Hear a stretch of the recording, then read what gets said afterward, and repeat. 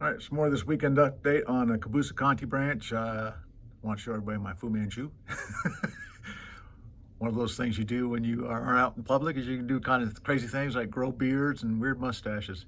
Anyway, we'll go to the actual layout now. All right, back in the Cobbosseecontee branch here, upgrade and scenicking and stuff. So I've got the roads in. I've now put the basic ground cover in, which is a mix of the ground foam fine earth color, or I use burnt grass, and then I put Mod Podge mix 50-50 with water over that and spray alcohol, and then I do the static grass.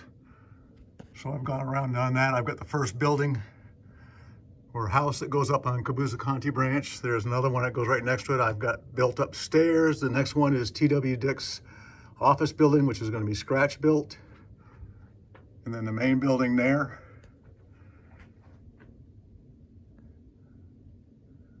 Harvey Distributor is going to build that building.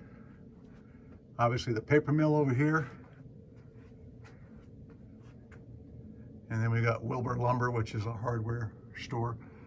It used to be in the old SD Warren mill, I think is what they did. They basically took over that when it shut down and made them a hardware distributor out of that and stuff. But that's why I'm on it. What I'm going to do is combine this with a work I'm doing over at John's house on the power plant at Johnstown, because I've built some structures for that, for the coal handling out of the hoppers that goes over to the plant, and a coal pile and conveyors and all that stuff, and I'll be installing that tomorrow. So we're used to this seeing the road here, but what I've done is I've actually dry brushed the road to give it more of a worn appearance, and just instead of being a black solid color. So just thought I'd show you that. And all I did was I painted the road with a color called pavement that you can get in those paints I was telling you about at Walmart. And then I took country gray and just dry brushed the road to give it more of that worn appearance. So what I've done here today is dry brushed all the roads, and then I've ballasted the actual Cobbosseecontee branch going up here.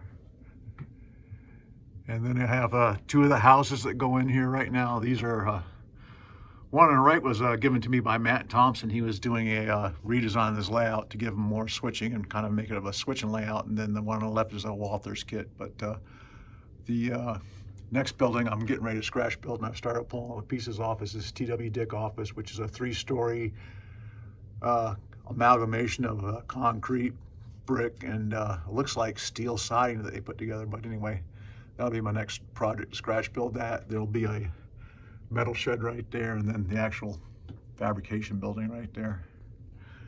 Still haven't done anything about this entryway here. I think I'm going to tighten it up there, and in the front here, I'm going to put trees or something as a view block, so it just kind of dives back in there.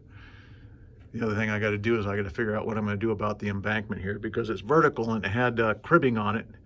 And like I said, I had to chooch cribbing, but that stuff is not is basically the way you have to use it. Doesn't work for what I'm doing here, so I'm kind of contemplating on how I'm going to do that still. So I may end up using a combination of different types of strip wood and make the cribbing piece by piece.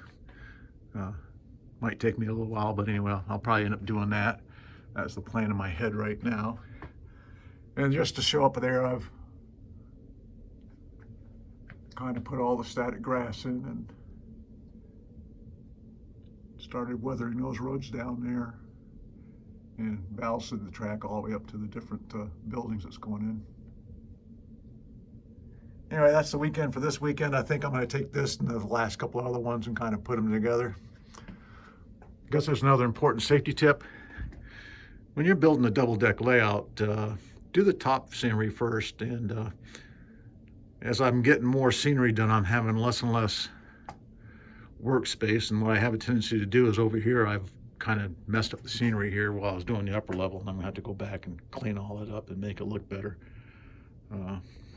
But always do the upper deck first, because everything goes down, because that's how gravity works. So that is the completion of the weekend update.